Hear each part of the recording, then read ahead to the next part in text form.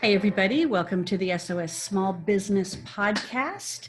I'm your host, Bonnie Bonadeo. Welcome aboard. I'm excited about my guest today, you guys, and I'm excited for you to hear this as well, because I know this has been a bit of a struggle for us.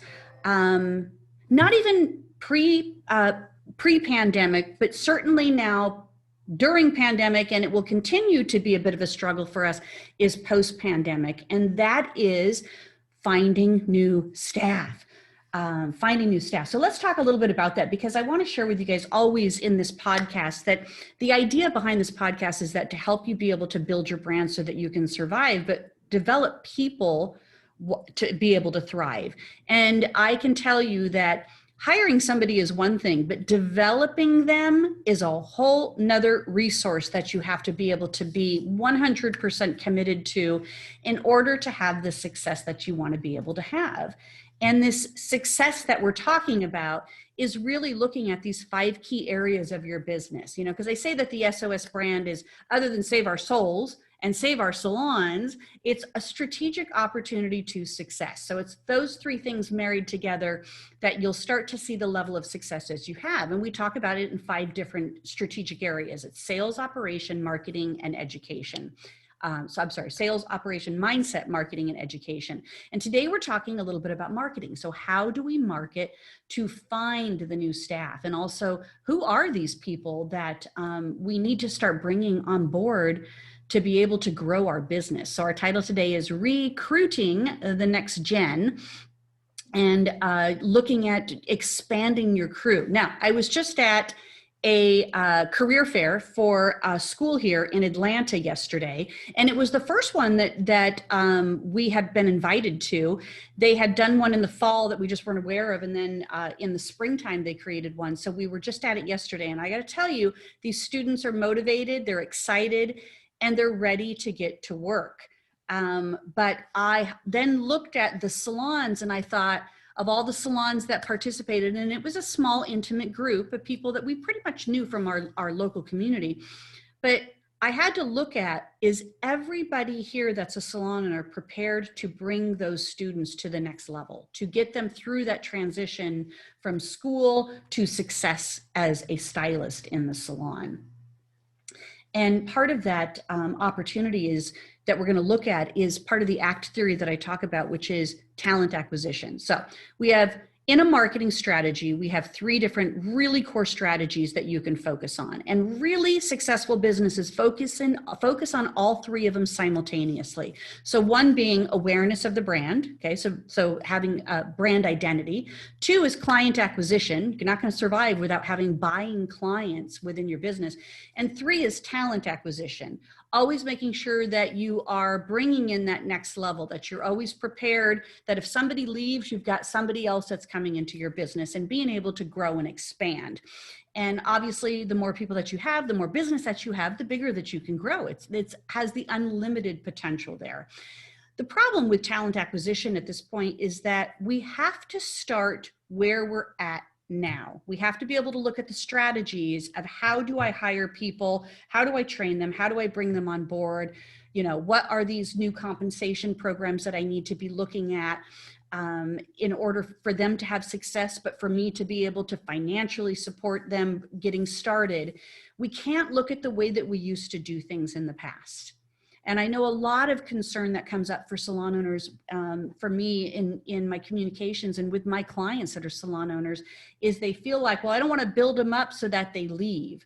But I love that quote that always talks about, train them to where they want to stay, build a culture to where they actually want to stay. And that is part of the training. It's part of the programming. It's part of you being an entrepreneur and being able to grow your business. So here's my conclusion is that, and I think that my guest is going to certainly relate to this. The next generation is more than competent. They are more than competent to step into the role of working in a salon, being a hairdresser. They're more than competent with some basic skills to be able to help them get started as a stylist, or to get them through an intern program or an assistant program. But they need nurturing and they need practice. Just like anytime we learn something new, we need to be kind of like somebody to, just kind of keep us going with it, and to be able to just keep practicing it, because we know that with practice, it makes us perfect, or more competent in that sense. Maybe not necessarily always perfect. So you have to plan your growth, because hiring is kind of one part marketing, one part sales, and one part operations. You have to have a plan of what you're going to do to nurture people through. You have to sell them on your business, your culture, your brand, your identity.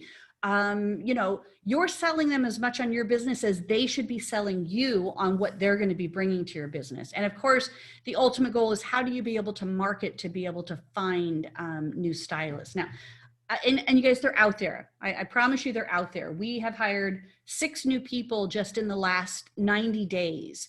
A couple of them are assistants that we're nurturing through our program, but others are qualified stylists that we've been able to work with on our product lines, our programming, our culture, but ready to get started on the floor. So I know it's possible, and I know that they're out there. But you know what? Once you hire them, that's part one. The second part is being able to educate and train them. And my guest today is Cathy. Cathy, say your last name for me. Kuloch. Kuloch. Okay, Kuloch. Okay, so Cathy Kuloch, and she is, because I know you always had a third name in there. Yeah. Well, that was my maiden name, but okay, perfect. I've been married over 20 years now, so I can drop that. Yeah, I think that's time. Yeah, Cathy Kuloch. So she's the president and founder of the Studio Academy of Beauty. She has 3 locations in Phoenix, Arizona, and the greater Phoenix area. And she's been not only a phenomenal school owner and nurturing and growing some of our next successful stylists through the process, but she's also been very involved in the AACS board of directors. She chairs PR committees. She's co-chair of accreditation committees, and she sits on the government relations and state relations committee and leads Arizona state legislative issues. And if you don't know who she is, or you're not following her, this is definitely someone that I want you guys to know exists, and I want you to follow her, because I think ultimately we are at risk of licensure sooner than later. And Cathy has been fighting like the Dickens for the last few years to be able to massage what it's going to take to keep licensing, keep quality education intact, but also kind of make sure that there's this opportunity for people to get into our industry easily and ultimately stay in our industry and be successful. So welcome, Cathy. I'm glad you're here. Thank you so much. Yeah, so you were on my other podcast a while back, The Beauty Inside and Out, and we talked about a lot of the legislative issues. So I want to start there first and foremost, because of the amount of time and investment that you put into this, but also the results, the successful results that you've had, and the challenges that you had as well, to be able to fight for licensure to continue in Arizona. So give us a little brief history of what you're up to right now, and how you're impacting our industry, and even just in the state of Arizona. Sure. Thank you. Well, it all started about 3 years ago with the infamous blow dry bill, where Arizona really made the news with the legislatures wanting to deregulate blow dry styling. And they really started to diminish our industry as a whole. And, it really got a lot of people upset, a lot of the stylists, the school owners, and we saw this as an attack on our industry. And so other school owners and myself and people from the industry, we got together and listen, the attack had already happened. They had already dropped a bill to deregulate us. And, I got a crash course in legislature and lawmaking, and I had never even been to the Capitol building. I didn't know who our House members were in our districts. I had not paid attention to politics at all. I was busy running schools and helping students. And long story short, we were able to make friends with a couple of house members that believed in our industry because they had it in their family. And that was very key to the first year of us being able to defeat that bill.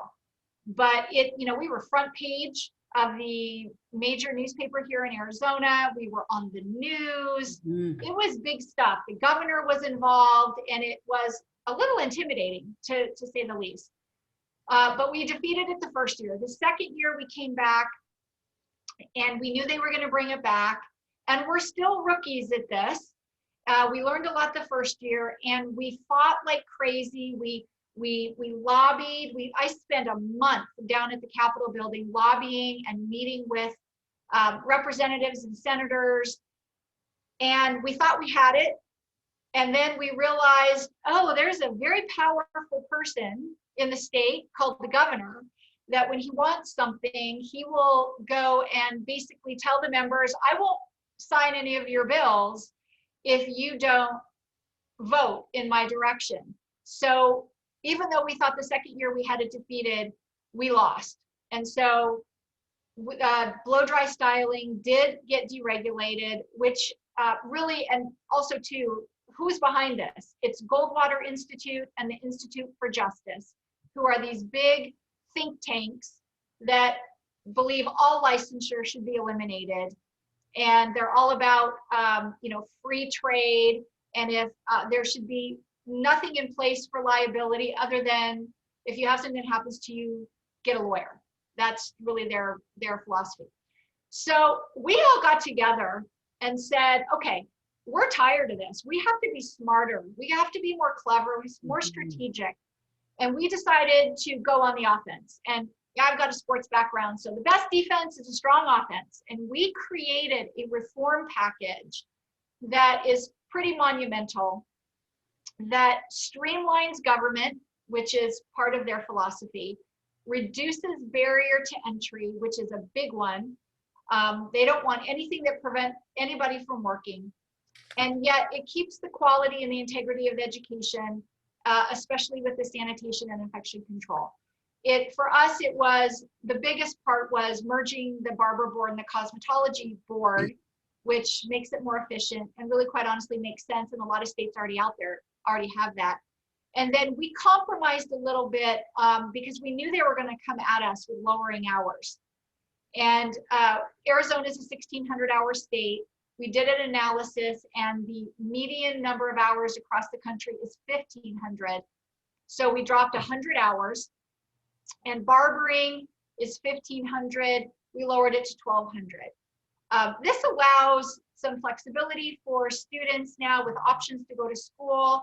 It would allow beauty schools to be able to have barbering and other like-minded programs in beauty and wellness at their campuses. And there's some other things to it that I won't get into, but those are the major big ones. And we started it last year, and we came out of the chute really strong, got through House committee and the House floor unanimously, and then COVID hits. So we got sidelined, and we've been waiting for 2021, and we reintroduced it, and once again, passed through the House unanimously. And then just this Wednesday, I was a little nervous about the Senate Commerce Committee. And I go and testify at all these meetings because I want to make sure that they really understand what this bill is about. And we passed unanimously through the Senate committee, and then we'll go to the the Senate floor next week. We're going to go the distance this year. It will get signed by the governor. So it's a lot of sleepless nights. It's a lot of strategy. It's learning how politics really works, favors. And, it took us a few years to figure it out, but I would encourage everybody out there to not wait until a bill is dropped that could be detrimental to our industry, is to see where you can give and create a bill that might have a small bit of compromise, but it will keep intact our industry with our regulations and standards. So yeah, it's been a journey to say the least. Oh, well, thank you, first of all, for all your support and everything that you did in the state of Arizona. You guys are truly an example of how other states can model the collaboration that you had with licensed people in the state, the collaboration that you did, like you said. Not only were you hanging out there and getting familiar with how this whole process worked, but they also know who you are now. Which I don't know if that's a good thing or a bad thing. But yes, they absolutely know me. Yeah, definitely. Now, I'm going to take a step back though, because when the blow dry bill passed, obviously we went into COVID, so there may not be a lot of data on it, but what's your opinion on how it has helped this supposed reducing barrier to entry here? Yeah, so really what's ironic about this is I do keep track of the statistics, because one of their bullet points and in their arguments was that thousands of people would now be able to get jobs. Young girls would be able to get jobs, good paying jobs. And there's been 78 total people that have, well, they've gone about it the right way, which they are required to take the state sanitation and infection control class, I should say. I don't even think there's a test. And so they have on their book 78 people that have done that in a 2-year period. So you can see it's really freed thousands of blow dryers across the state of Arizona to employment. It's been a big zero in my books, which is, it works out that government got something, but it has not affected us in really the day-to-days. But what you have to be concerned about is that we were mostly concerned that this was going to be the first of many things. Right. They start to pick at us a little bit. And so that's why I encourage people across the country to get involved and to contact your House representatives and your senators and let them know. Because I told all of our students and all of our staff, you can't complain if you're not active, if you don't raise your voice. And it does make a difference. I learned that. And so, yeah, it's, I know that other states this year, there's been like Utah, they just passed it in Utah, and they fought like heck too. I mean, they did all the same things. They reached out to us and said, what did you guys do? And they did it, and they did it tenfold. And they were unsuccessful as well. And I said, well, next for a blow dry bar, our bill to pass? For the blow dry. Yeah. Okay. All right. So yeah, now, and we all felt that this was a vulnerable threat to us for future opportunities for them to dismantle our licensure, our industry. But I think at the other point of it is like, blow drying is a skill. You can't just not be trained on blow drying. And I don't care if you go work for a blow dry bar and they train you how to do beachy waves or voluminous, fluff or whatever it is. It is a skill that requires repetitive practice to be really good at it. And listen, it's hard work. So nobody wants to be doing that hours in and hours out. So, for those blow dry locations that have had some success in their business, good for them. But I think if anything, and I don't know, maybe this is the case for you, Cathy, if anything, it's introducing them to beauty and then for them to see, do I want to make this a career choice and take it all the way? Absolutely. That was, we took away from that. Listen, I appreciate anybody that blow dries and styles my hair. I am not a cosmetologist. And so I am very appreciative of the work that they do.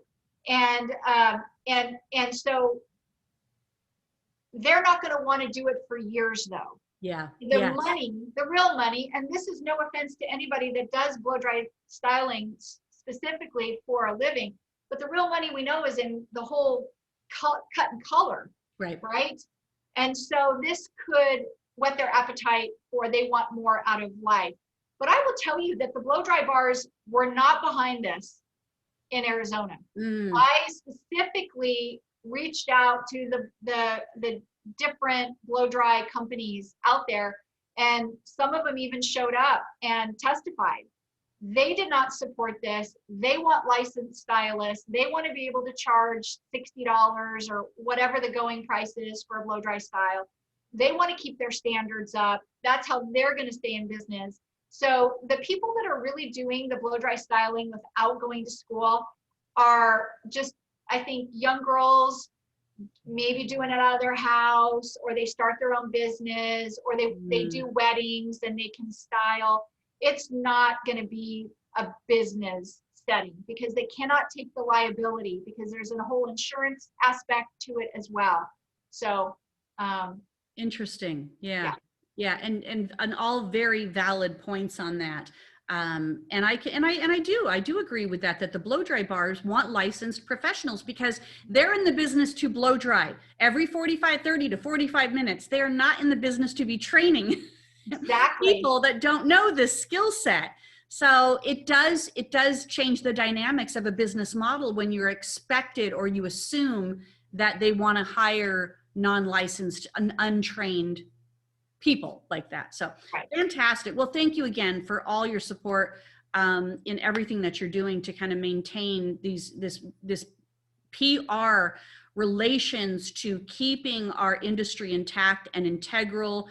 And nobody thought that, licensing and sanitation and disinfecting was so valid and important until we all came across a pandemic this last year. So our industry got a lot of attention last year. Yes, it did. Wanted or not wanted. Yeah. And you know what, whether it was good or bad, in the end, it did kind of shine the light on us to be able to say that we're a valid industry, and that licensing was one of the wins that I think that we were able to use in being able to open, and be a part of that kind of like second tier of essential, workers, so that we could get back to work, because people wanted their hair done. I can tell you that here they wanted their hair done. Yeah. My father grew up during the Depression, and he told me that the well-to-do families in his neighborhood in Brooklyn, New York, were the barbers.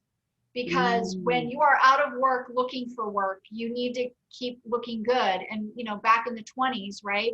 And so I thought that was such an interesting comment. So how many times did we see a lawmaker on TV? Oh, all cleaned up. They needed a haircut, or they either needed a haircut, or they were all polished, and it's like, who cut your hair? Exactly.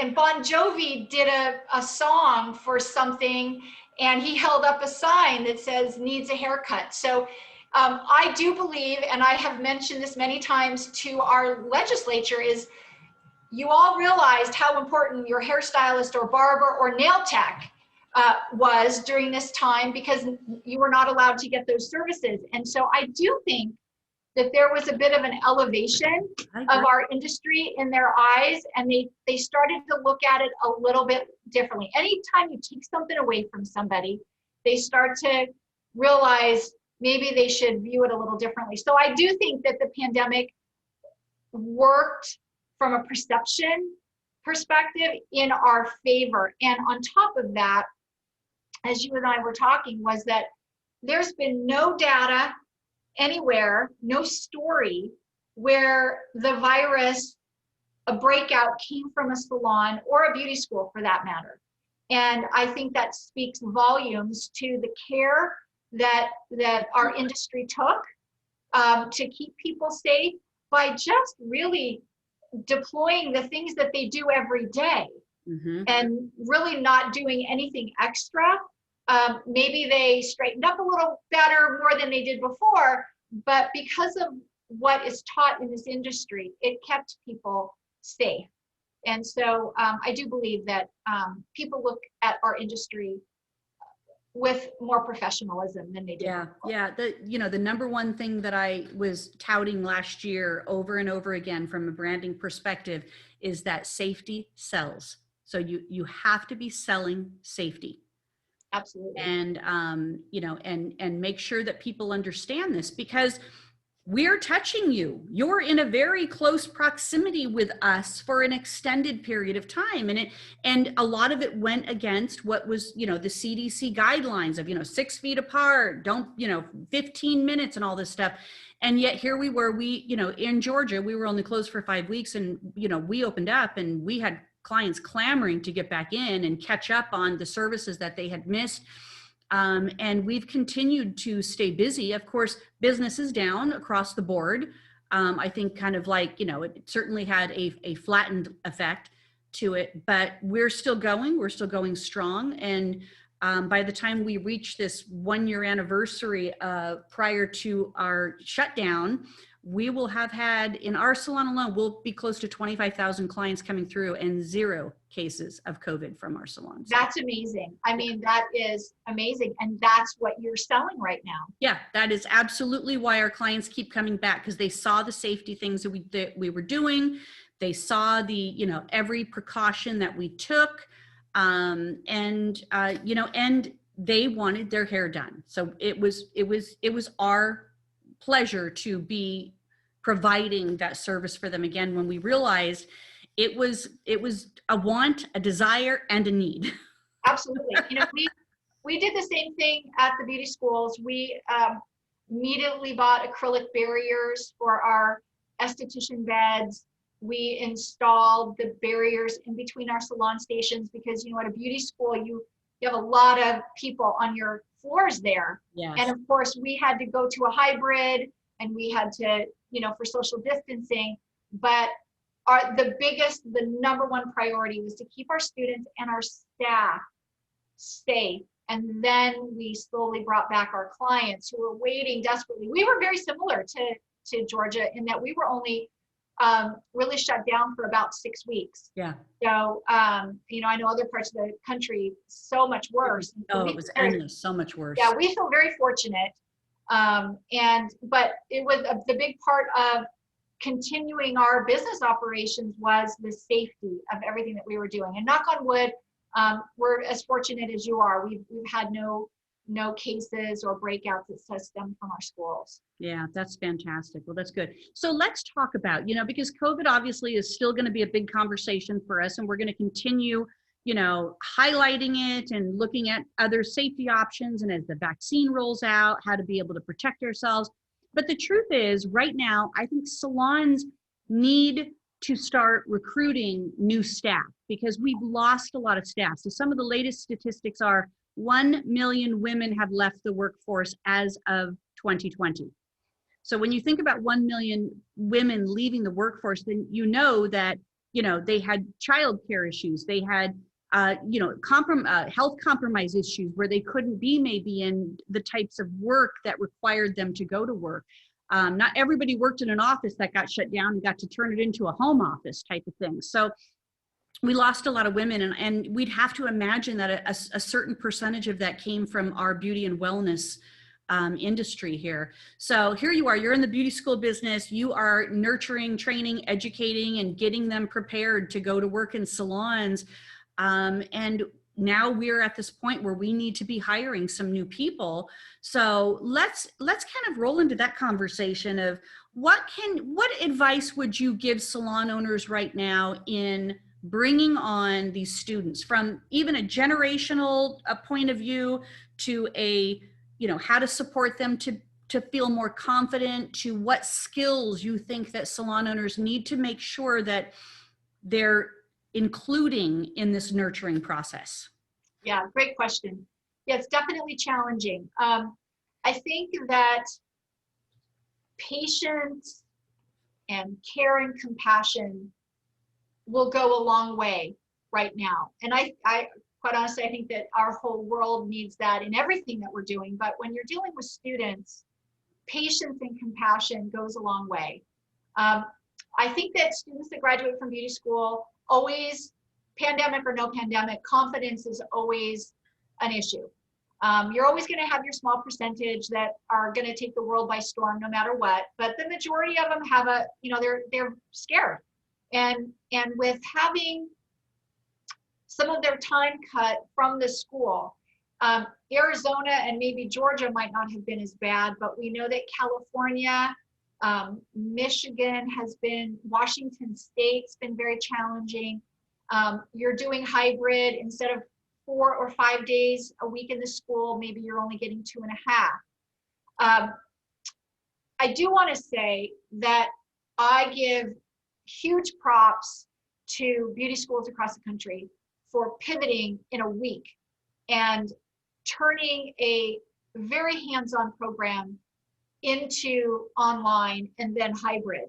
I mean, it's nothing short of miraculous, quite honestly, that you've had to turn everything around to be able to do this. Sending to-go packs home.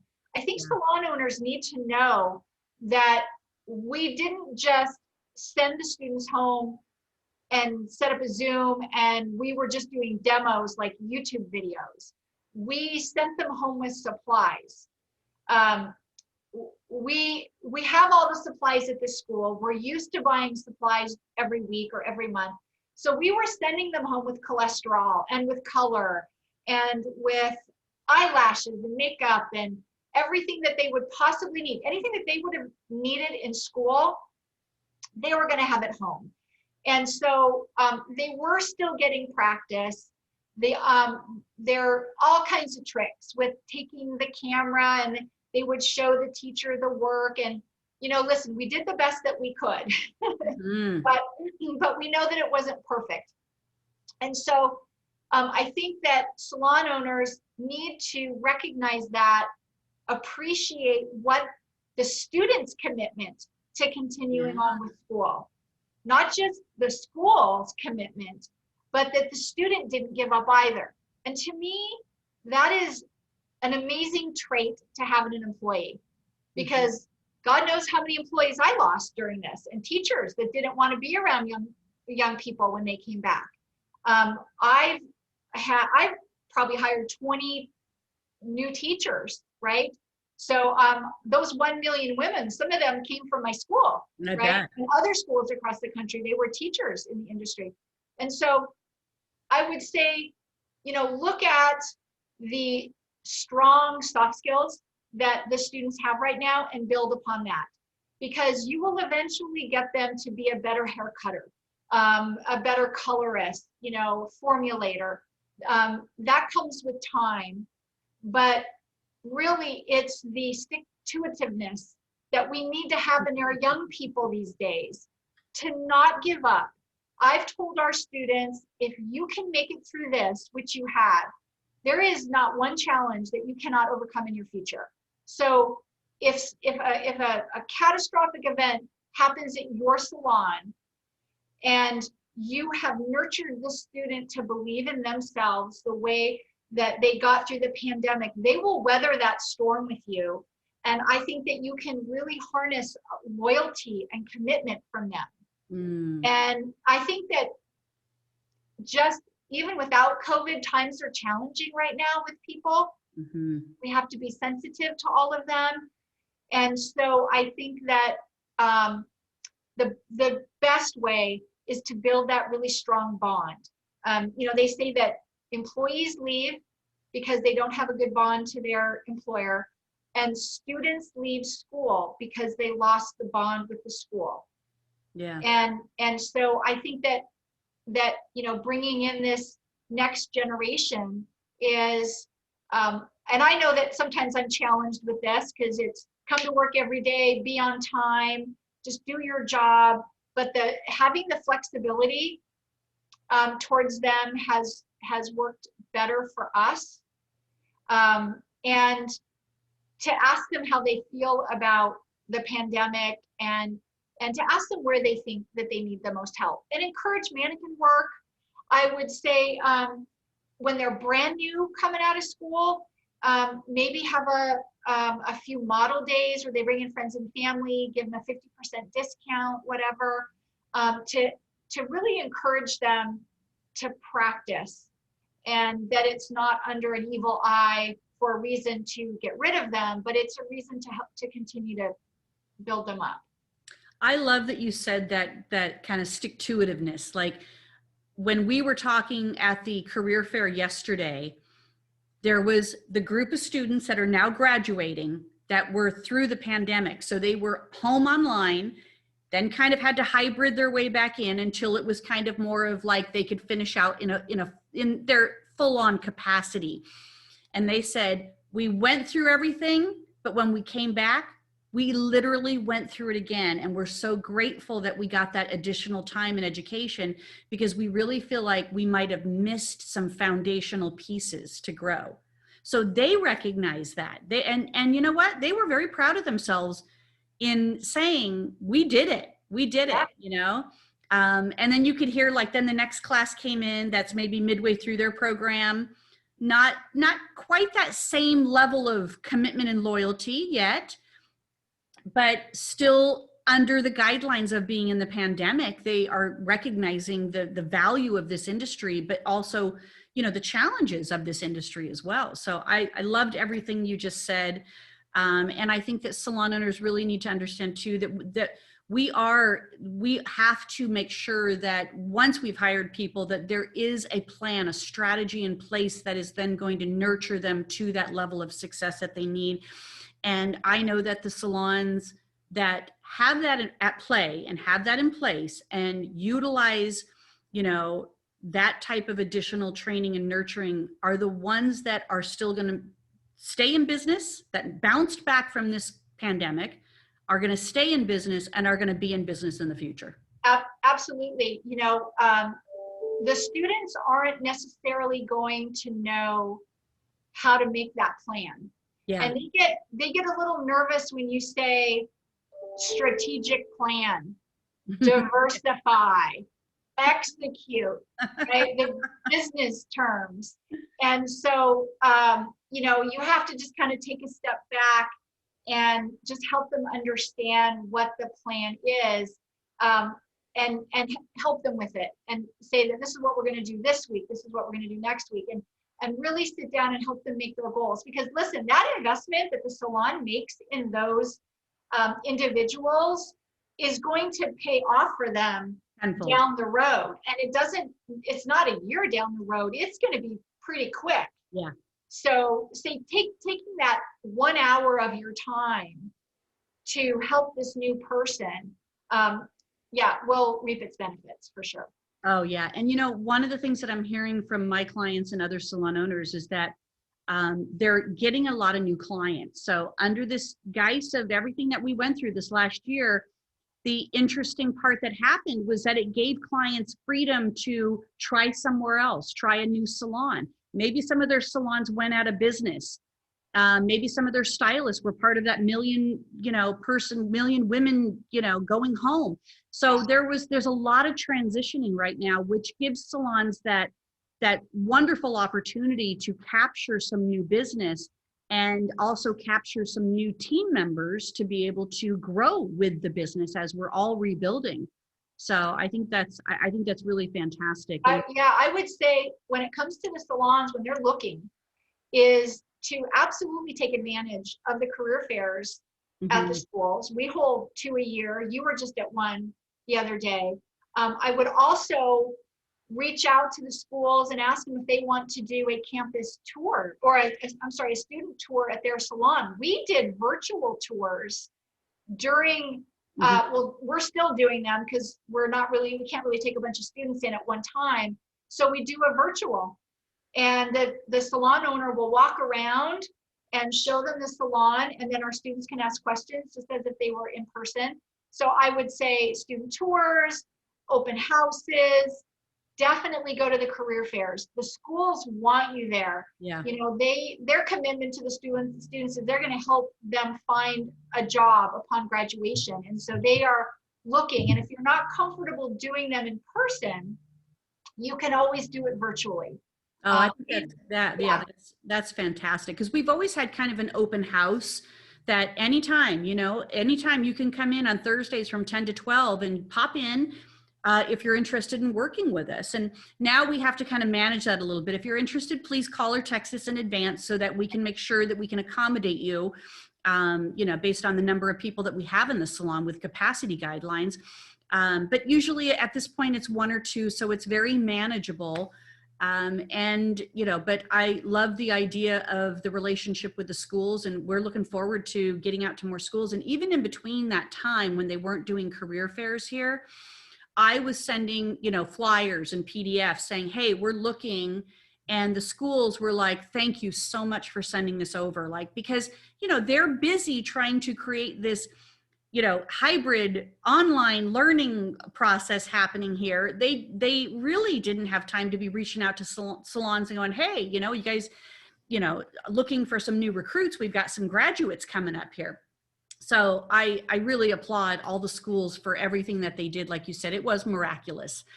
And most of the businesses in our industry did some miraculous things to be able to get back into business, stay in business, and be safe in their business.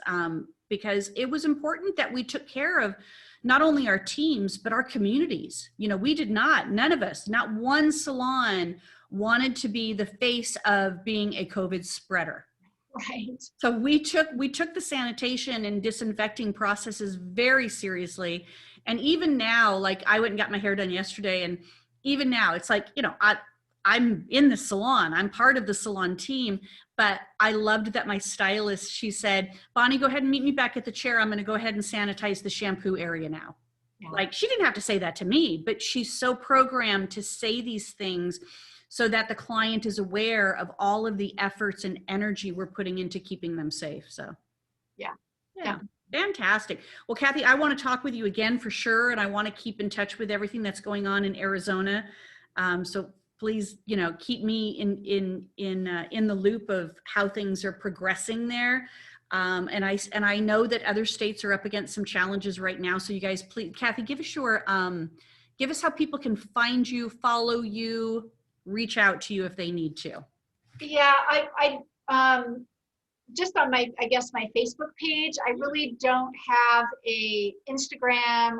I'm not a huge social media person. I leave that to my school because I'm not a cosmetologist. I don't have pictures to show. So I do have a personal Facebook page, Cathy Kuloch, and then you can find the Studio Academy of Beauty, the schools, on all the social medias. I just think our industry has risen to the challenge. I could not be more proud of the people in our industry, and we just have to keep taking one step forward, pushing through. As the vaccines are rolling out, things are getting better, but I feel that we still need to keep our measures in place and to keep everybody safe, and we will get to the other side of this. Yeah, I mean, agreed. Yeah. And partly because we are touching people and we are in close proximity and we are with them for more than 15 minutes. So all of those things are still very valid in, managing the spread of COVID and protecting ourselves and others. So, keeping all of that intact. Honestly, I think it's been a bit of a positive, because we've typically, where we have cycles where clients come in unwell and stylists end up getting sick, or stylists come in unwell, you always have that cycle of that flu season, cold season type of thing that happens. And we didn't have any of that happening, and right. Including not having COVID and everything. So, I just wanted to mention too, I know we're wrapping up, is that it was unbelievable the way that the industry and maybe some of the people that are listening to this stepped up to provide content to the schools. Mm-hmm. When we were all on Zoom and we were, trying to figure things out. It was unbelievably beneficial. It helped our teachers out. It took a little pressure off. And I know that really probably the majority of all schools across the country told all the students, because this is what we told ours: you're going to get everything you need from us. We're throwing the rules out, right? I mean, these are crazy times, once in a lifetime. And so maybe you hit your hours, but you didn't get good hair cutting. You're going to stay and get good hair cutting. You are more than welcome to stay as long as you feel that you need to, so that when you leave and go to work, you feel good about it. And I think Oh, that, that's awesome. that salon owners need to know that really most schools did that to make sure that when they left the school and moved on to their profession, that they were going to have a level of competency. Oh, that's wonderful to hear. Yeah, because it just, you 1,600 hours or 1,500 hours, whatever it ends up being, it doesn't mean that the learning doesn't stop. Right. And, and the confidence remains and the competency grows. So all of that was very valid. Well, thank you. Thank you. And to all the school owners out there that are listening, thank you for all your support and keeping everything going, because obviously we all need each other.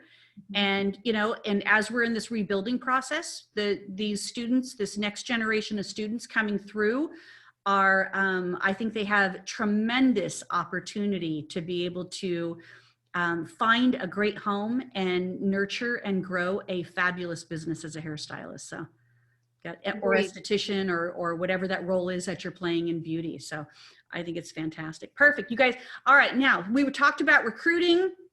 We talked about building all this. I want to let you guys know that I did a 5-day boot camp called SOS Hiring Boot Camp, and it's all online now. So it's on demand. Fabulous opportunity to be able to get the information that you need in order to how you're going to produce ads, how you're going, where are you going to put ads to find them, what you need to do in regards to relationships with beauty schools to be able to nurture them. Everything that you need to know on hiring some new staff is in the SOS Hiring course that I have online, for only $47. So right now we're doing a special on it, but I also have a VIP package available for you as well at $97. And that gives you a phone call with me to be able to help you put together that strategy that's going to work for you. What do you need? Do you need somebody that's maybe a little bit more experienced? Can you nurture a student that maybe just graduated to this next phase? We'll put that strategy together for you, how you can find these people and start in the rebuilding process of growing your salon. So Cathy, thanks so much for being here. So you guys, it's Cathy with a C, C-A-T-H-Y, and K-O-L-U-C-H. That's her Facebook page. Reach out to her there if you have questions or you want to just say thank you for everything that you're doing. But pay attention to what she's been up to, because she's done some fabulous things in Arizona. I think she could be a big help for states that might be challenged with what's coming down the road. So, all right. Appreciate you being here. Remember, we're all about building brands to help people survive and developing people to help them to thrive. And Cathy's one of them. Cathy's a thriver. Thanks, Cathy. Thank you.